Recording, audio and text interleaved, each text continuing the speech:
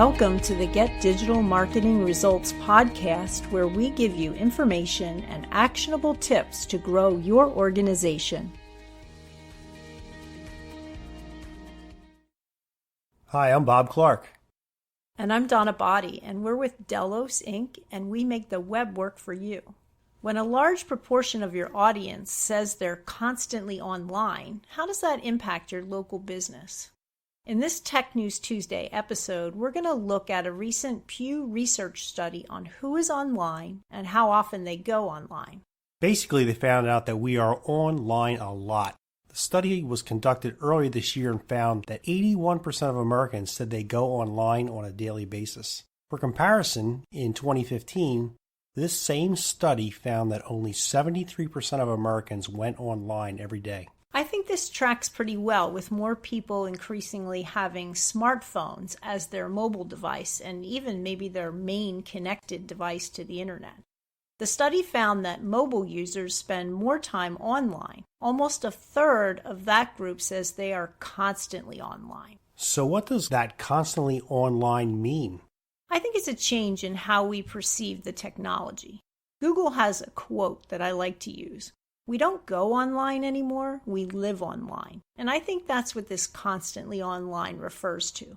It's not a separate activity we do anymore, but it's part of our everyday life. From GPS to researching products, sharing pictures and videos, to finding out anything that comes up in conversation, like what was the score of that game last night? Who starred in that movie? What time does a restaurant close? Or every morning I hear one of my kids asking our device, will it rain today? We spend a lot of time with our phones. I have an iPhone, and I know when Apple first came out with the screen time feature, which has a weekly report that tells you how much time per day you spend on your phone. I know I wasn't the only one horrified by the results. You're an Android user, Bob. Do they have the same sort of thing?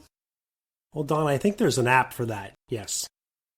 And while we're starting to see some pushback, have you seen that game where a group of people at dinner or the bar put their phones in the middle of the table and the first one to get a notification has to pay the check for the next round?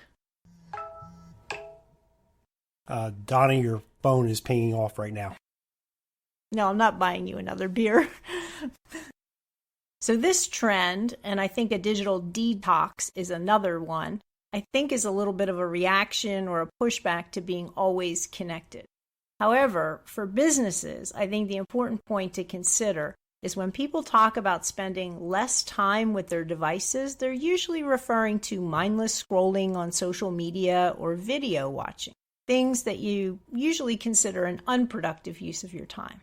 I don't really see anyone saying, I'm not going to research products or services online, or I'm going to give up finding out online about events in my community, or I'm not going to order anything online anymore.